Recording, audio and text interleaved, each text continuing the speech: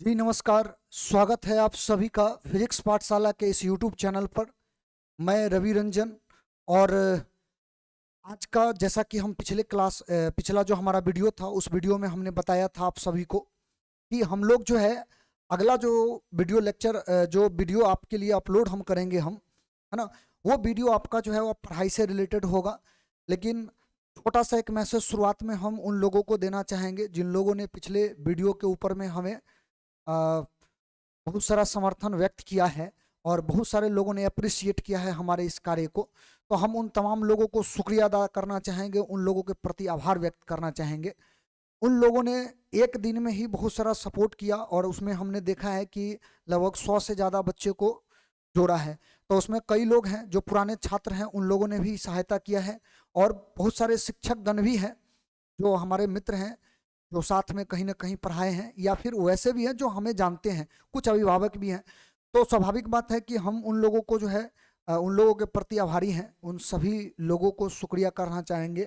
और आप सभी का भी, आप सबों को भी शुक्रिया, आप लोगों ने भी हमें सपोर्ट किया है।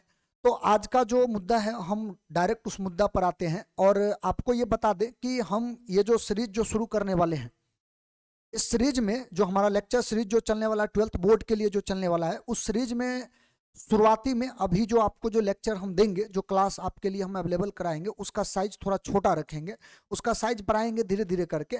और साथ में अभी जो है ना अल्टरनेट में हम वीडियो डालेंगे, यानी कि आज डाले तो कल छोड़ करके फिर अगले दिन डालेंगे, फिर माने एक अल्टरनेट में जो है आपको इस तरह से वीडियो अभी तत्काल में मिलेगा। और फिर उसके बाद जैसे जैसे हमारा स्पीड बढ़ेगा हम लोग जो है रेगुलर हो जाएंगे। माने एक बार में हम आपके ऊपर में जो है बहुत ज़्यादा लोड नहीं देना चाह रहे हैं, है ना। तो इसीलिए शुरुआती दौर में जो होगा धीरे धीरे करके हम लोग स्पीड पकड़ेंगे और जैसे जैसे आगे बढ़ते चलेंगे हम लोग क्योंकि उस लेवल तक पहुंच जाएंगे कि सीखने का एबिलिटी जो होगा थोड़ा फास्ट हो जाएगा।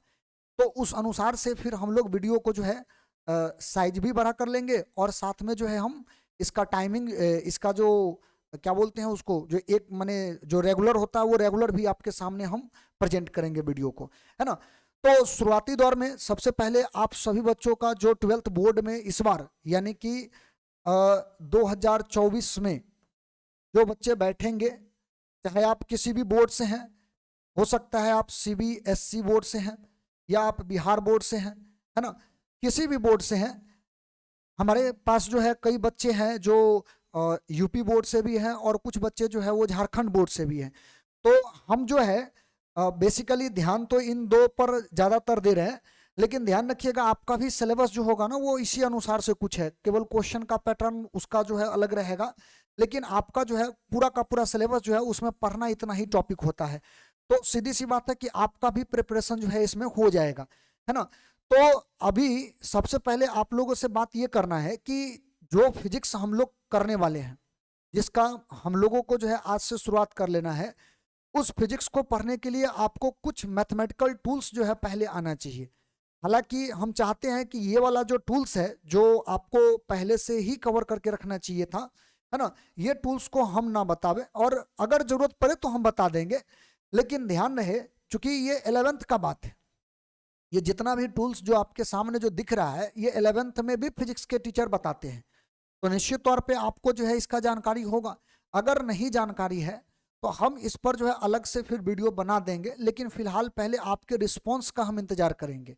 पहले हम ये देखना चाहेंगे कि आप में से कितने लोग हैं जो ये जो बेसिक बात है ये बेसिक बात को नहीं जानते हैं, है ना। हमारे ख्याल से लगभग ना के बराबर लोग होंगे, हमारे ख्याल से अधिकतर लोग जो हैं वो इसको जरूर पढ़ते हैं क्योंकि 11th के सिलेबस में ये आता है। और कई लोग तो ऐसा भी हैं जो मैंने बता रहे थे कि 11th में जो चीज़ आप पढ़े हैं और उसमें चूंकि ध्यान लोग कम देते हैं उस पर, है ना, तो ध्यान कम देते हैं तो ये चीज़ें जो है वो भूल जाते हैं। तो अगर आपको रिक्वायरमेंट होगा, जरूरत होगा, तो आप निश्चित रूप से कमेंट कीजिएगा। आपका कमेंट जो है हम पढ़ते हैं और उस अनुसार से हम इन तमाम टॉपिक को जो है अगर जरूरत पड़ा आप लोगों को आवश्यकता अनुसार हम इसको जो ऐड करके अलग से, लेकिन उसका वीडियो जो है बना करके हम डाल देंगे। लेकिन फिलहाल हम लोग सीधे तौर पे फिजिक्स में आएंगे और फिजिक्स के बारे में हम पहले बात करेंगे, है ना। तो हमारा जो वीडियो होगा, शुरुआती दौर का वीडियो जो होगा वो छोटा होगा। हमारा जो काम होगा वो थोड़ा सा स्पेसिफिक होगा, विशिष्ट कहने का मतलब है कि हम जो भी बात करेंगे उसमें एक जैसे है ना कि हम पहले ये डिसाइड कर लेंगे हमें पढ़ना क्या है, किन किन टॉपिक को हम कैसे कवर करेंगे, कितने क्वेश्चंस करने हैं, क्या क्या बातें करना है, ये तमाम बातें जो है ना हम पहले से ही माइंडसेट पूरा एकदम बना करके रखना है हमें, है ना, और उस अनुसार से हमारा प्रिपरेशन करना है। तो देखो पहली बात, इसमें जो 4 टॉपिक है जिसमें हम यूनिट डायमेंशन मेजरमेंट की बात करते हैं, वेक्टर की बात करते हैं, सदिश डिफरेंशिएशन अवकलन की बात करते हैं, इंटीग्रेशन समाकलन की बात करते हैं, ये टॉपिक जो है मूल रूप से आना चाहिए। लेकिन ध्यान रहे इसके अलावा भी टॉपिक आपको आना चाहिए, जैसे त्रिकोणमिति आना चाहिए, ट्रिग्नोमेट्री आना चाहिए, लॉगरिथम आना चाहिए, ये सब चीज भी आपको आना चाहिए, है ना। तो सामान्य तौर पर ट्रिग्नोमेट्री वगैरह ऐसा टॉपिक है जो लगभग में 10th में जो आप पढ़ते हो उससे भी काम चल जाता है, उसी से हमारा जो है फिजिक्स में जो क्वेश्चन वगैरह होते हैं वो हल हो जाते हैं, ज़्यादा परेशानी उसमें होता नहीं है, इसीलिए उसका जो है हम इधर जिक्र नहीं किया, लेकिन वो भी चाहिए, याद रहे वो भी रिक्वायरमेंट है हमारा, ठीक ना। तो हमारा ये जो टॉपिक है, जो 4 टॉपिक है, इस 4 टॉपिक को पहले आप खुद से देख लो, नहीं हो तो फिर आप हमें बताना, उसके लिए अलग से हम जो है व्यवस्था कर लेंगे, उसका जो है अलग से हम वीडियो बना लेंगे, है ना।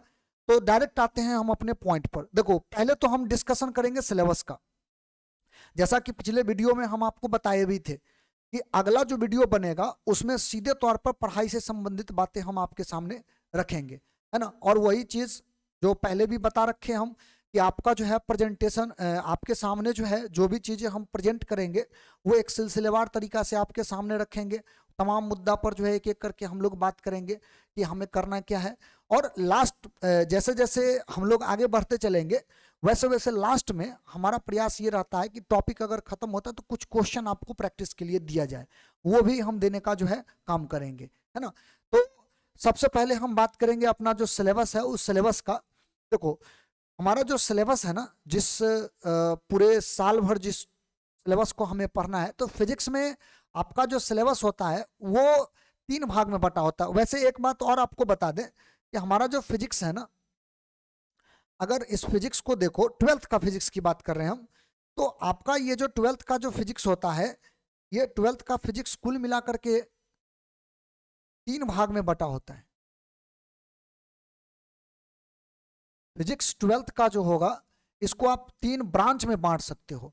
पहला ब्रांच जो होता है इसको आप इलेक्ट्रोमैग्नेटिज्म बोल दो, इलेक्ट्रोमैग्नेटिज्म, इसको हम लोग विद्युत चुंबकत्व हिंदी में बोलते हैं, विद्युत चुंबकत्व बोलते हैं, चुंबकत्व। उसके बाद इसी में जो है अगला ब्रांच जो हमारा रहेगा उसको हम लोग ऑप्टिक्स बोलते हैं, ऑप्टिक्स, प्रकाशिकी, प्रकाशिकी दूसरा जो ब्रांच है वो ये है, ठीक ना। और हमारा ये जो तीसरा ब्रांच जो है,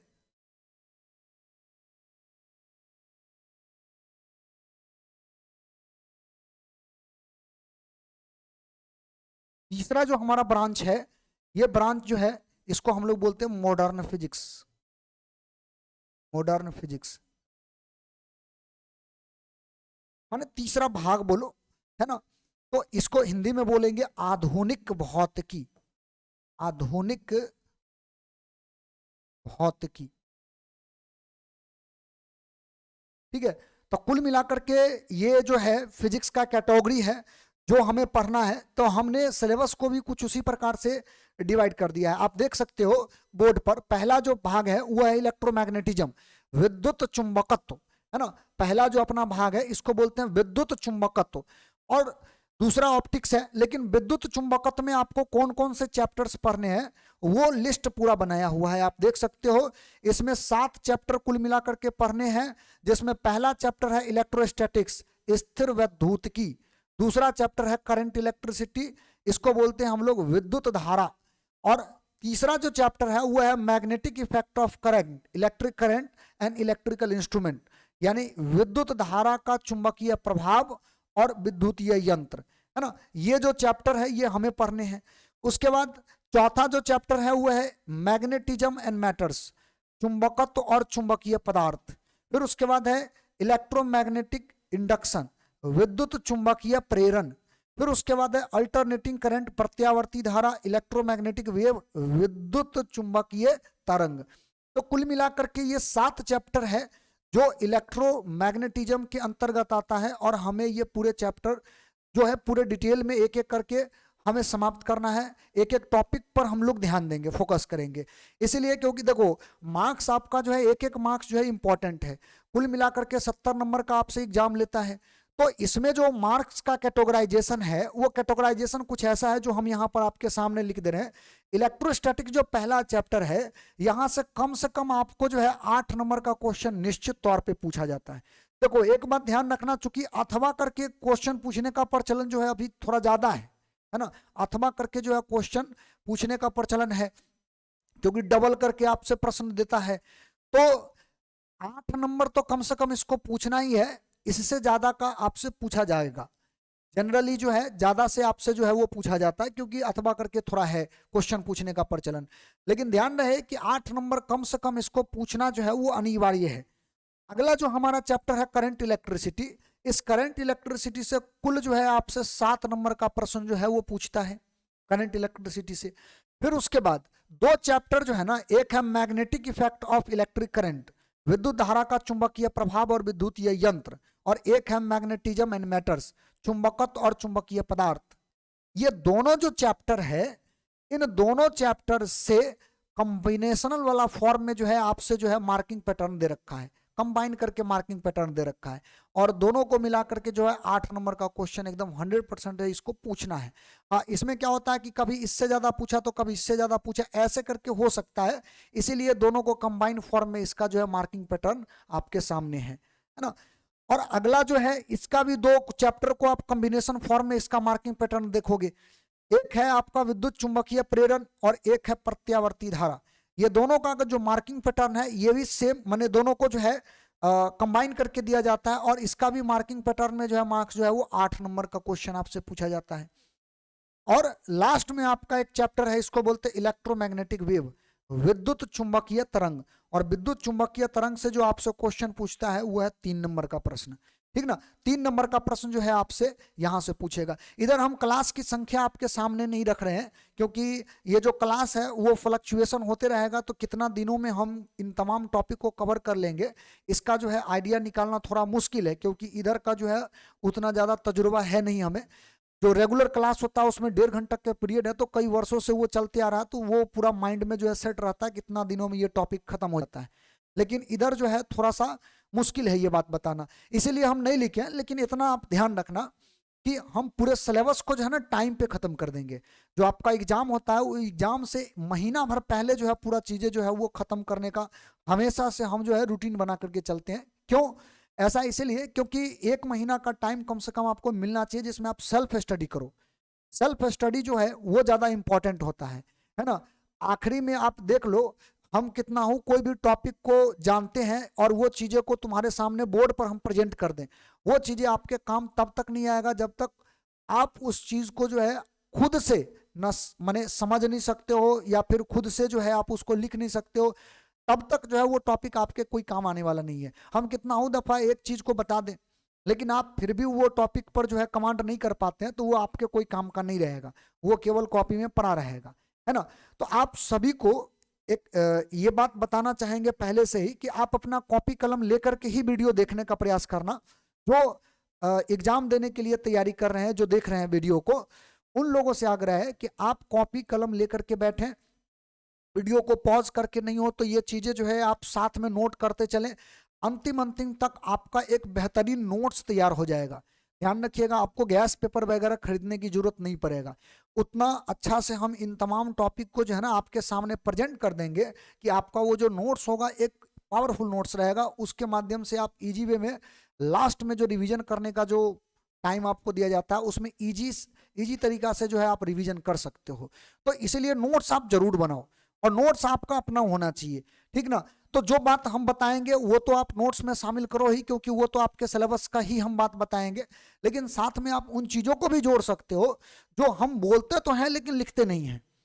हो सकता है कि वो टॉपिक आप बाद में भूल जाओ या वो बातें आप बाद में भूल जाओ, है ना। तो उसको भूलना नहीं है, तो इसके लिए या फिर बाद में हम उसको फिर से वापस रिपीट करना चाहते हैं तो दिमाग से ना निकले, इसलिए हम साइड में उसको नोट्स में लिख सकते हैं।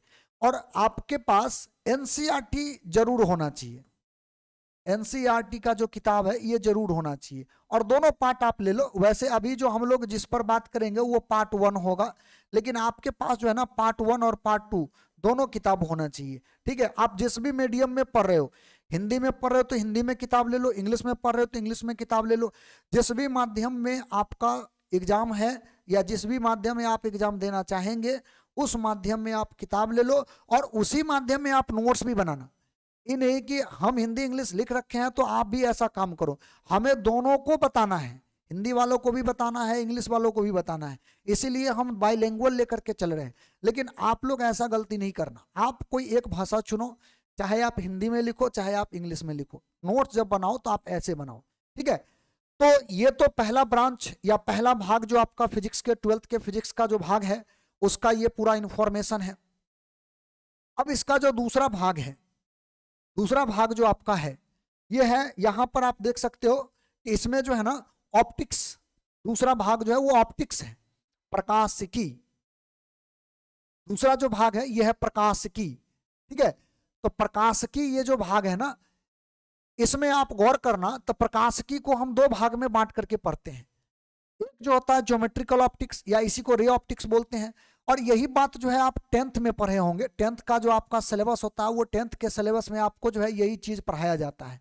ठीक ना, तो स्वाभाविक बात है कि ज्योमेट्रिकल ऑप्टिक्स से आप पहले से परिचित होंगे, और हमारा ये जो दूसरा ऑप्टिक्स है वेव ऑप्टिक्स, तरंग प्रकाशिकी, ये आपके लिए हो सकता है नया है। नया क्या, चैप्टर तो नया है ही, क्योंकि इसका जो है थोड़ा बहुत चर्चा होता है केवल, है ना, लेकिन डिटेल बात जो है आपको 12th में पढ़ना होता है।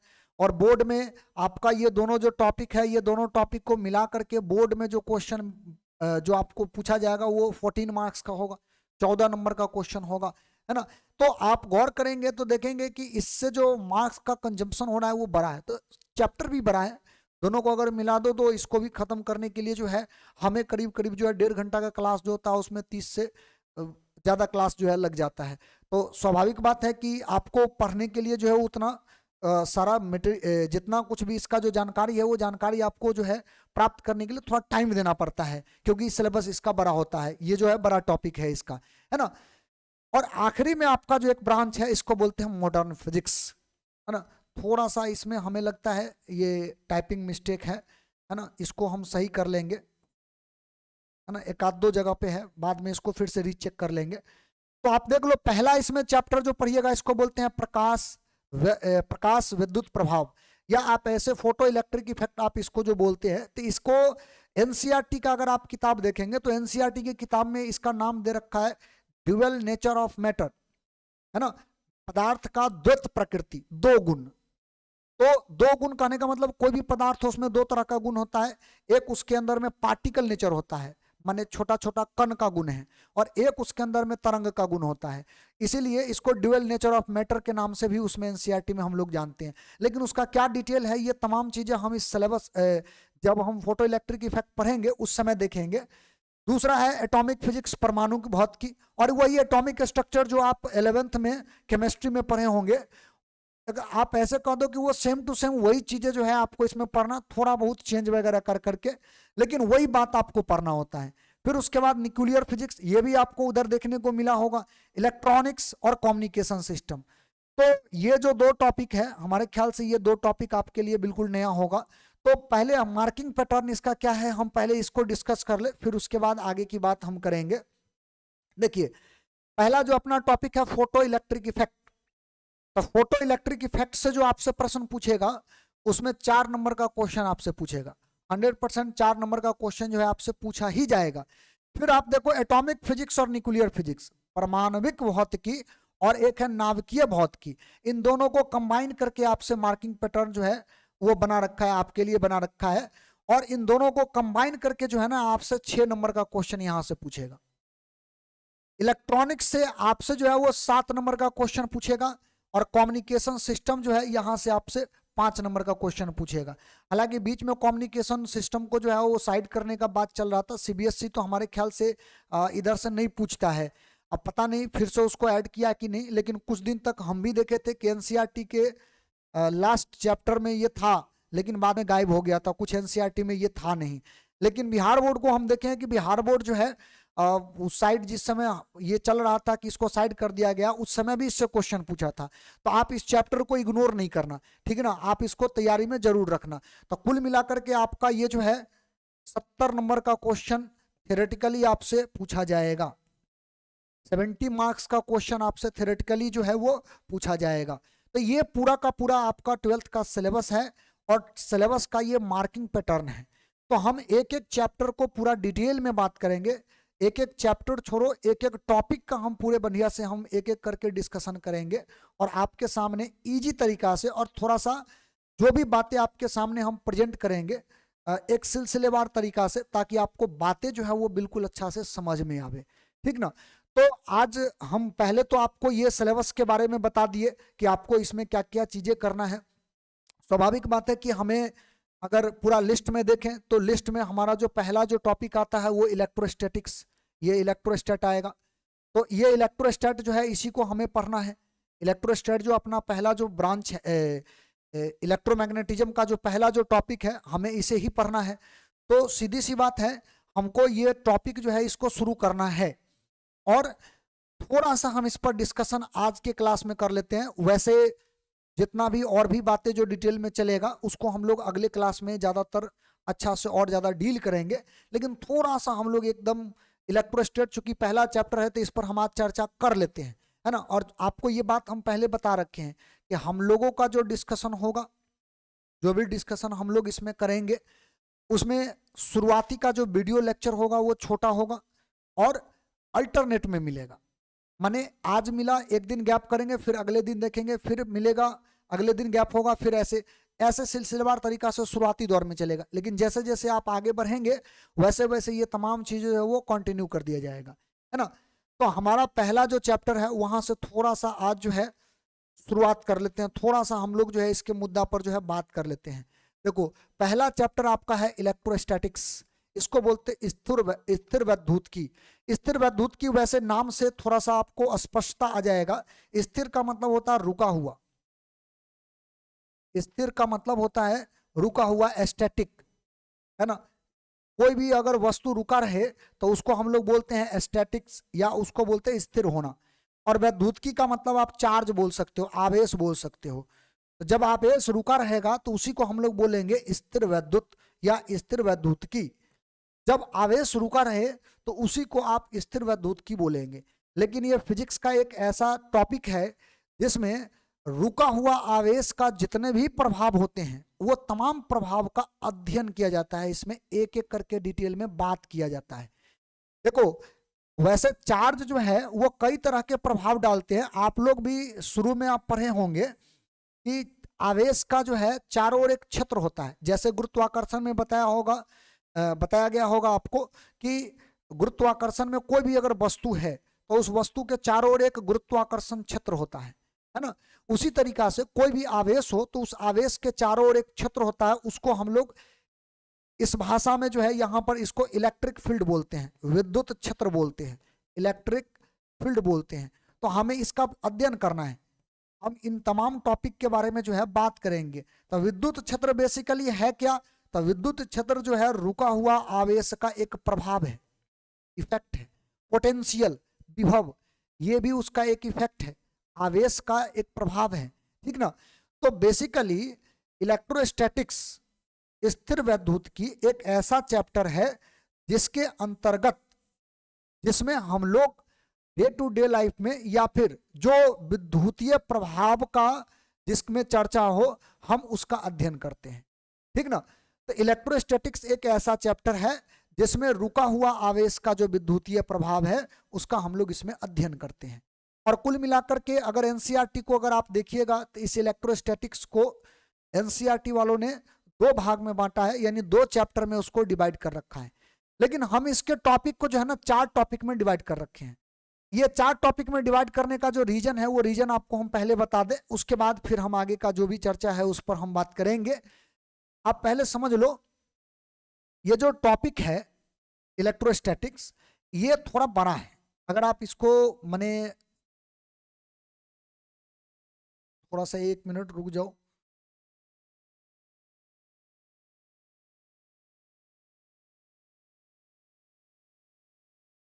हाँ, तो हम ये बता रहे थे आपको कि ये जो इलेक्ट्रोस्टैटिक्स है इसका पूरा जो ब्रांच है वो थोड़ा बड़ा है ना।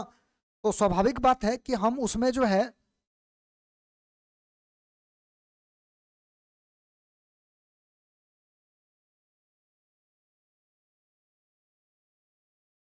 ठीक, थोड़ा सा टेक्निकल फॉल्ट आ गया था, उसको हमने सही कर दिया है। ओके, तो ये जो ब्रांच है ये ब्रांच थोड़ा बड़ा है, ठीक ना। तो ये जो पूरा ब्रांच जो है इस ब्रांच को हम क्या करेंगे, 4 भागों में बांट करके पढ़ेंगे, ताकि हम जब रिवीजन करेंगे तो उस समय पढ़ने में, रिवीजन करने में हमें सुविधा हो जाए। तो सबसे पहले हम इसको बांटेंगे इलेक्ट्रिक फील्ड में, फिर उसके बाद electric field and Gauss theorem में, फिर उसके बाद इलेक्ट्रिक पोटेंशियल में, और आखिरी में जो होगा हमारा वो कैपेसिटर होगा, संधारित्र होगा। ये 4 टॉपिक में हम इसको डिवाइड करके पढ़ने वाले हैं। तो स्वाभाविक बात है कि ये हमारे लिए थोड़ा सा इजी हो जाएगा। देखो, एक और बात ध्यान रखना, ये जो इलेक्ट्रिक चार्ज है ना, पहला जो टॉपिक है, ये चार्ज के बारे में आप 10th में भी पढ़े होंगे, आवेश के बारे में थोड़ा बहुत तो आपको जानकारी होगा ही। हम एक एक बात लेकिन फिर भी वापस करेंगे, और साथ में चूंकि मैथमेटिक्स जो है इसमें आता है और मैथमेटिक्स आपको आना ही चाहिए, तो हम इलेक्ट्रिक चार्ज का पूरा डिटेल बातें जो भी है उसका अध्ययन करेंगे। इलेक्ट्रिक फील्ड और गॉस थ्योरम, जस्ट उसके बाद जो है दूसरा टॉपिक जो हम लेंगे वो ये रहेगा, तीसरा इलेक्ट्रिक पोटेंशियल, और चौथा जो है capacitor and one D graph generator. सभी का डिटेल चर्चा जो भी है वो सब चैप्टर में हम लोग करेंगे। फिलहाल थोड़ा सा केवल आवेश के बारे में आपको हम जानकारी दे दें। आवेश वैसे शुरू से आप लोग जो पढ़ते आए हो वही हम इसमें भी उसका डेफिनेशन जो है हम वही चीज लिखे हैं आपके सामने। जैसे दुनिया के जितने भी वस्तु हैं आप लोग जानते होंगे, दुनिया का जो भी वस्तु है या पूरा ब्रह्मांड बोल दो, ये जो बना हुआ है ये पदार्थों से बना हुआ है, मैटर से बना हुआ है।